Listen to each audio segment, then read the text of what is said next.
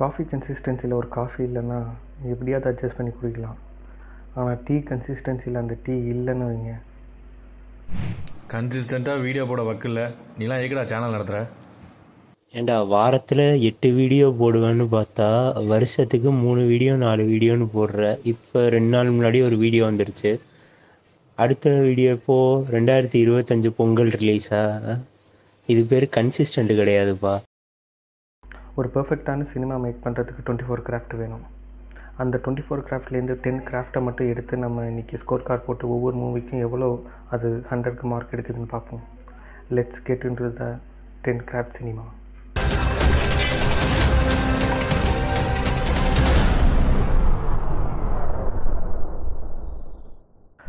மகாராஜா ஒரு பார்பர், ஒரு சலூனில் வேலை பார்த்துக்கிட்டு இருக்கான். அவனுக்கு ஒரு மனைவியும் ஒரு கை குழந்தையும் இருக்காங்க. ஒரு எதிர்பாராத ஆக்சிடெண்ட்டில் ஒரு லாரி மோதி அவன் வீட்டில் இருக்கும்போது அவனோட ஒய்ஃப் இறந்து போகிறாங்க. அந்த சம்பவத்தில் ஒரு இரும்பு குப்பை தொட்டி அவன் குழந்தை மேலே விழுந்து அவன் குழந்தையை காப்பாற்றுது. ஸோ அந்த இரும்பு குப்பை தொட்டியை அவங்க லக்ஷ்மின்னு சொல்லி அவன் பூஜை பண்ணி ஒரு வீட்டில் அவனோட பொண்ணு ஒரு 10th ஸ்டாண்டர்ட் படிக்கிற ஸ்டேஜ் வரும்போது அவள் ஒரு கேம்புக்காக ஸ்போர்ட்ஸ் ரிலேட்டடாக அவள் வெளில போகிற மாதிரியும், அந்த நேரத்தில் அவன் தனியாக இருக்கும்போது அவன் வீட்டில் கொள்ளையடிக்கப்பட்டு அவன் வீட்டில் இருந்த அந்த குப்பைத்தொட்டி காணும்னு சொல்லி மகாராஜா போய் போலீஸ் ஸ்டேஷனில் கம்ப்ளைண்ட் பண்ணுற மாதிரி வருது. அப்போது அந்த கம்ப்ளைண்ட்டை எடுக்க மறுக்கிற போலீஸு இவங்க கம்பல்சரி அதை கண்டுபிடிக்குன்னு சொல்லி விஜய் சேதுபதி வைக்கிற சில கோரிக்கைகள் இப்படியே மூவ் ஆகும்போது அடுத்தடுத்து இவங்க யாருமே எதிர்பார்க்காத வகையில் என்னென்ன சம்பவம் நடக்குதுன்னு தான் இந்த கதையே. ஒரு ஸ்க்ரீன் ப்ளே தான் ஒரு ஸ்டோரியை நார்மல் ஸ்டோரியாகவும் ஒரு பெர்ஃபெக்ட் ஸ்டோரியாகவும் மாற்றுது. அது இந்த கதையில் நடந்திருக்கு. 10 கிராஃப்ட் சினிமாவில் ஸ்டோரி கொடுக்கக்கூடிய மார்க்கு 9. அடுத்து நம்ம பார்க்கும்போது screenplay. One of the best screenplay in recent times. Actually ஒரு நார்மல் லீனியர் ஸ்டோரியை எடுத்து ஜிக்ஸாக் மூமெண்ட்டில் போட்டு ஒரு பர்ஃபெக்டான ஸ்க்ரீன் ப்ளே அமைச்சிருக்கான்னு தான் சொல்லுவாங்க. அது எங்கே உங்களுக்கு பிக் ஆகும்னா இன்டர்மிஷன் சீன்லேயும் ப்ரீ கிளைமேக்ஸ் சீன்லேயும் அவங்க வச்சுருக்க திரைக்கதை ரொம்பவே நேர்த்தியான வகையில் இருக்குது. 2017 குறுங்கு பொம்மைக்கும் 2024 இப்போ மகாராஜா ரிலீஸ் ஆனதுக்கும் கிட்டத்தட்ட 7 வருஷம். இந்த 7 வருஷத்தை பர்ஃபெக்டாக ஜஸ்டிஃபை பண்ணியிருக்காரு நித்திலன் சுவாமிநாதன். ஸ்க்ரீன் ப்ளேயில் எந்த குறையுமே நம்ம சொல்லவே முடியாது. ஸ்க்ரீன் ப்ளேயில் ஈவன் 10க்கு நம்ம 20 மார்க்ஸ் கூட கொடுக்கலாம். ஸோ 10 கிராஃப்ட் சினிமாவில் ஸ்க்ரீன் ப்ளேக்கு நம்ம கொடுக்கக்கூடிய மார்க் 10. அடுத்து 10 கிராஃப்ட் சினிமாவில் நம்ம பார்க்க போகிற அடுத்த கிராஃப்ட் டைரக்ஷன் வைஸ் பார்க்கும்போது ஒரு பர்ஃபெக்ட் கேஸ்ட்டையும் அவர் எடுத்திருக்காருன்னு தான் சொல்ல முடியும். ஒவ்வொரு கேஸ்ட்டையும் பார்த்து எடுத்திருக்காரு. நட்டி கொடுத்த ரோல் ஆகட்டும், ஒரு பர்ஃபெக்டான ஒரு கிரே ஷேட் உலகு, முனிஷ்காந்த் ஆகட்டும், சிங்கம்புலி ஆகட்டும், ஒரு பர்ஃபெக்டான ஒரு பிளேஸ்மெண்ட்டில் வச்சுருக்காருன்னு சொல்ல முடியும். ஆக்சுவலி சிங்கம்புலி அவர் கேஸ்ட் பண்ணது எந்த அளவுக்கு ஒரு இம்பார்ட்டனோ அதே நேரத்தில் முனிஷ்காந்த் அந்த இடத்துல காம்பினேஷன் வித்து சிங்கம்புலி வச்சது தான் ஒரு பர்ஃபெக்டான இது. சிங்கம்புலி வித்து முனிஷ்காந்தோட நம்ம பார்க்கும்போது நம்மளோட மைண்டு வேறு எங்கேயுமே போகாமல் ஒரு ஸ்மால் சர்க்கிளுக்குள்ளே நம்மளை ஒரு கட்டி போட்டது ஒரு பர்ஃபெக்டான டைரக்ஷனுக்கு ஒரு எடுத்துக்காட்டு. அதே நேரத்தில் இந்த கதையில் மகாராஜாவோட ஒய்ஃபாக வரக்கூடிய திவ்யா பாரதி, அண்ட் தென் ஹீரோயினாக நடிச்சிருக்க மம்தா மோகன்தாஸ், இவங்க 2 பேருக்குமே கேரக்டர் வைஸ் ரொம்ப கம்மியான ஒரு ஸ்கோப் இருந்த மாதிரி இருந்துச்சு. ஈவன் நீங்கள் திவ்யா பாரதிக்கு பதிலாக வேறு ஒரு ஆக்ட்ரஸை போட்டிருந்தாலுமே இதே சேம் இம்பேக்டை நம்ம கொடுத்துருக்க முடியும். எதுக்காக திவ்யா பாரதியை கேஸ்ட் பண்ணி அதில் யூஸ் பண்ணாங்கன்னு தெரில. At the same time even அந்த பிடி மாஸ்டராக வரக்கூடிய மம்தா மோகன்தாஸ் இந்த கதைக்கு பெரிய லெவலில் ஒரு யூஸ்ஃபுல்லாக இருந்தாங்கன்றதை நம்ம சொல்ல முடியாது. அந்த இடத்துல ஈவன் ஒரு பிடி சாராக இருந்தாலுமே சேம் இம்பேக்ட் தான் க்ரியேட் பண்ணியிருக்க முடியும். பட் அந்த வகையில் ஒரு சொல்லவே முடியாத ஒரு ஸ்மால் ஒரு பிளாக் மார்க் இருந்த மாதிரி தான் ஒரு ஃபீல் ஆனிச்சு. டைரக்ஷனுக்கு 9 மார்க்கு. அடுத்து நம்ம 10 கிராஃப்ட் சினிமாவில் பார்க்க போகிறது எடிட்டிங்.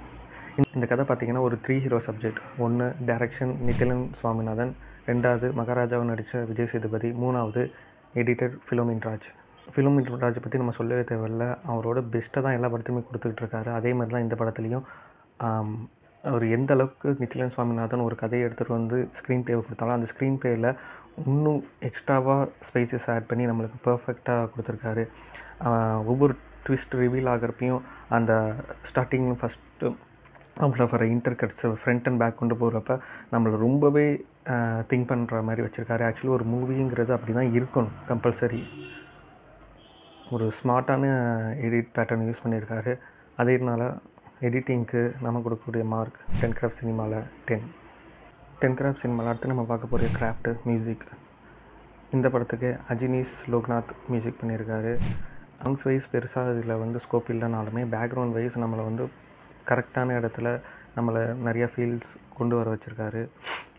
ஈவன் இன்டர்மிஷன் சீனுக்கான பீக் சீனுக்கு அவர் கொடுத்த மியூசிக் ஆகட்டும், அதே நேரத்தில் ஆஃப்டர் செகண்ட் ஆஃப் போகிறப்ப ரொம்ப சீரியஸான நோட் எடுக்கும்போதும் ரொம்ப பர்ஃபெக்டாகவே பண்ணியிருந்தார். எந்த ஒரு இடத்துலையும் நம்மளை ஒரு மியூசிக்னால் நம்மளை சோர்வடைய வைக்கிற மாதிரியான எந்த ஒரு இதுவுமே அவர் பண்ணலை. பட் இருந்தாலும் ஒரு ரிப்பீட்டடாக நம்ம மைண்டில் இப்போ ராட்சசன் பார்க்கும்போது அந்த ஒரு தீம் நம்ம மைண்டில் ஈவன் படம் முடிஞ்சு வரப்பையும் ஓடிக்கிட்டே இருக்கும். அந்த மாதிரி ஒரு ரிப்பீட்டட் ஒரு டோன் எங்கேயும் வந்த மாதிரி ஒரு ஃபீல் ஆகலை. ஸோ அதனால் மட்டுமே ஒரு மார்க் கம்மியாகுது. ஸோ மியூசிக்கு 10 கிராஃப்ட் சினிமாவில் நம்ம கொடுக்கக்கூடிய மார்க் 9. 10 கிராஃப்ட் சினிமாவில் அடுத்து நம்ம பார்க்க போகிறது சினிமோட்டோகிராஃபி. தினேஷ் புருஷோத்தமன் தான் இந்த படத்துக்கு சினிமோட்டோகிராஃபி பண்ணியிருக்காரு. சினிமோட்டோகிராஃபி பற்றி நம்ம பார்க்கணுன்னா இந்த படத்துலையும் அதேமாரி ஆக்ஷன் சீன்ஸில் தான் அவரோட ஸ்கோப் ரொம்பவே அதிகமாக இருந்துச்சு. ரொம்ப பர்ஃபெக்டான ஒரு லைட்டிங் யூஸ் பண்ணி ஒவ்வொரு சீனுமே ஒரு கிளாரிட்டியோடு இருந்துச்சு. சினிமோட்டோகிராஃபி ஈவன் அவங்க எடிட்டிங்க்கு எந்த அளவுக்கு அவர் எஃபர்ட் போட்டாரோ அதே எஃபர்ட்டு தான் சினிமோட்டோகிராஃபியும் போட்டிருக்காரு. ஒரு சினிமோட்டோகிராஃபர் ஆக்சுவலி நட்டி ஒரு சினிமோட்டோகிராஃபர் தான். அவர் ஒரு இன்டர்வியூவில் சொல்லும்போது கூட சொல்லுவார், ஒரு சினிமோட்டோகிராஃபருக்கு எடிட்டிங் கம்பல்சரி தெரியும். ஒரு படத்தை ஃபிலிம் ரோல் பண்ணும்போது அவருக்கு எடிட்டிங் பேட்டர்ன் ஓடிக்கிட்டே இருக்கணும் மனசில். At the same time even BGM music also அவர் மைண்டில் ஓடும். அந்த ட்ராலி ஷாட் வைக்கிறதுனாலும் அந்த ட்ராலி ஷாட்டு எதுலேருந்து எவ்வளோ தூரம் வரணும், மியூசிக் எந்த இடத்துல இடம் கொடுத்து நம்ம ஷார்ட்டை லென்த் பண்ணணும் எல்லாமே தெரியும். அப்படி தான் இந்த படத்தில் இருந்துச்சு. ஸோ சினிமோட்டோகிராஃபிக்கு நம்ம கொடுக்கக்கூடிய மார்க் 8. அது ஏன் 8னாலும் ஒரு சினிமோட்டோகிராஃபி தனியாக இந்த படத்தை தெரிஞ்சுன்ற மாதிரி ஃபீல் ஆகலை. லைக் ஒரு சீன் எடுத்தபோது வாவ் இந்த சீன் ரொம்ப டிஃப்ரெண்ட்டாக அப்படி எடுத்திருக்காங்களே அப்படின்னு சொல்கிற அளவுக்கு க்ரியேட்டிவிட்டிவாக ஷார்ட்ஸுன்னு சொல்கிற மாதிரி எதுவும் எனக்கு படல. சப்போஸ் உங்கள் யாருக்காவது தெரிஞ்சிச்சுன்னா அதை கமெண்ட் பண்ணுங்கள். அடுத்து 10 கிராஃப்ட் சினிமாவில் அடுத்து நம்ம பார்க்கக்கூடிய கிராஃப்ட் என்னென்னா ஆக்டிங்னு நம்ம போய் அங்கே விஜய் சேதுபதி இருக்கும்போது நம்ம சொல்கிறதுக்கான ஒரு ஆப்ஷனே இல்லாமல் போயிடுச்சு. பர்ஃபெக்டான ஒரு ஆக்டிங்கை வெளில எல்லாத்தையும் கொண்டு வந்திருக்காரு Nithilan Swaminathan. At the same time அந்த ஒரு கேஸ்ட் எல்லாருமே நல்லா பண்ணதுனாலேயும் தான் இது ஒர்க் அவுட் ஆனிச்சு. Vijay Sethupathi top to end வரைக்கும் இது வரைக்கும் பார்க்காத விஜய் சேதுபதி பார்த்தோமா அப்படின்னு கேட்டிங்கன்னா அந்த மாதிரி கிடையாது. பட் அவர் எல்லா படத்துலையும் அவர் பேசுகிறதுக்கும் இதில் அவர் எந்த அளவுக்கு கம்மியாக பேச வச்சதுக்கும் ரொம்பவே ஒரு டிஃப்ரென்ஸ் நம்ம ஃபீல் பண்ண முடிஞ்சிச்சு. நல்லா பேசிகிட்டு இருக்க ஒரு ஹீரோஸ் லைக் சிவகார்த்திகேயனும் விஜய் சேதுபதியும் சடனாக ஒரு படத்தில் கம்மியான டைலாக்ஸ் கொடுத்து பேச வைக்கும்போது அந்த படம் ஹிட் ஆகுது. அது ஏன் எப்படின்னு தெரியல. பட் ஆனால் இதில் விஜய் சேதுபதி ஆக்டிங் தாறுமாறு. At the same time Natty after Sathuranga Vettai இந்த படத்தில் ரொம்பவே ஹைலைட் ஆகி தெரிகிறாரு. ஸ்டார்டிங்லேருந்து அவருக்கு ஒரு கிரே ஷேட் கொடுத்தது ரொம்ப பர்ஃபெக்டாக பொருந்துச்சு இந்த படத்துக்கு. அனதர் ஸ்பெஷல் மென்ஷன் கல்கி ராஜா.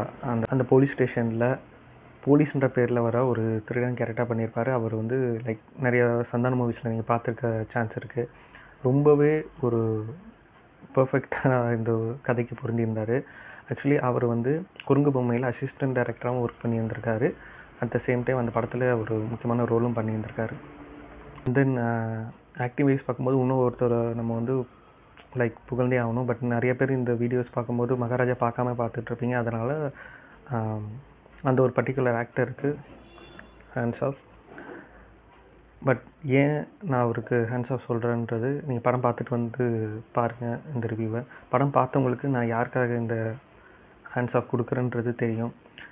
கரெக்டான நேரத்தில் கரெக்டான ஒரு ரோலை சூஸ் பண்ணி நடிச்சிருக்காருன்னு தான் சொல்ல முடியும்.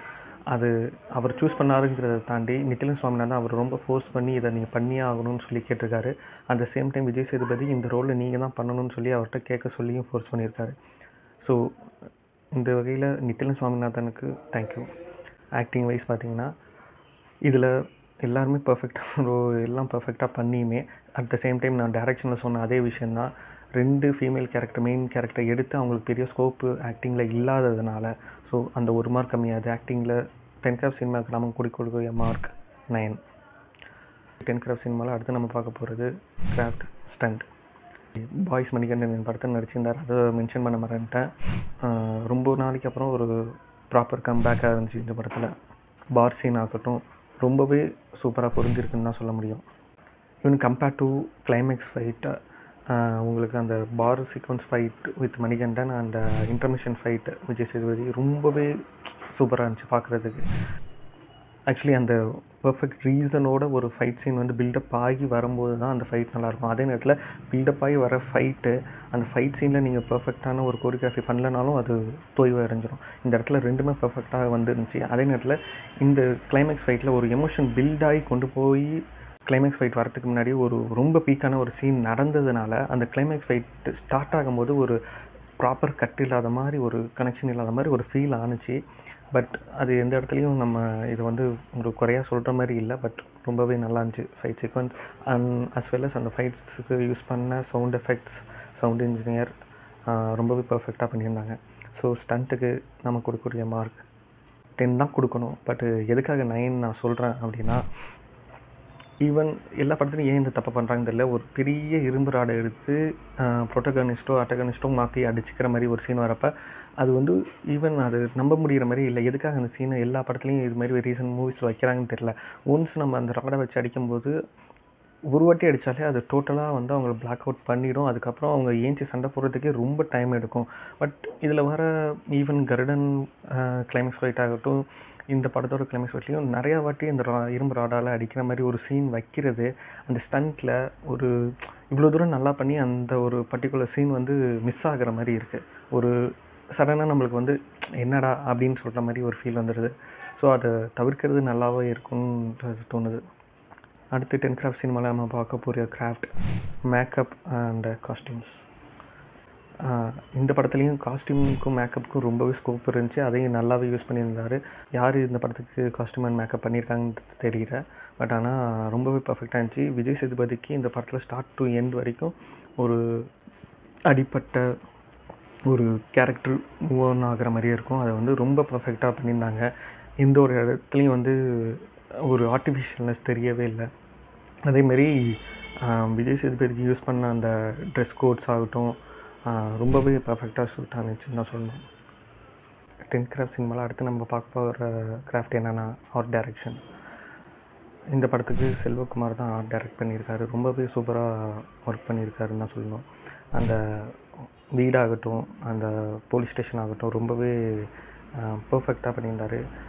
ஒவ்வொரு பேக்ரவுண்ட்லேயும் அவர் யூஸ் பண்ண கோட்ஸை வந்து அந்தந்த சீனுக்கு ரொம்ப மேட்சபிளாக வச்சுருந்தார். அது ஒரு சீன் நம்ம வந்து மென்ஷன் பண்ணலாம். லைக் கிளைமேக்ஸ் ஃபைட் அப்போது அட்டகனிஷம் ஃபைட் அந்த மகாராஜா விஜய் சேதுபதி அவர்கள் தண்ணி எடுத்து கொடுக்குற மாதிரி இருக்கும். அது வந்து ஒரு அந்த சீனே, அந்த ஃபைட் சீனே ஆக்சுவலி ஒரு வந்து நியூ பில்டிங்கில் நடந்துகிட்ருக்கும், கன்ஸ்ட்ரக்ஷன் பில்டிங்கில்.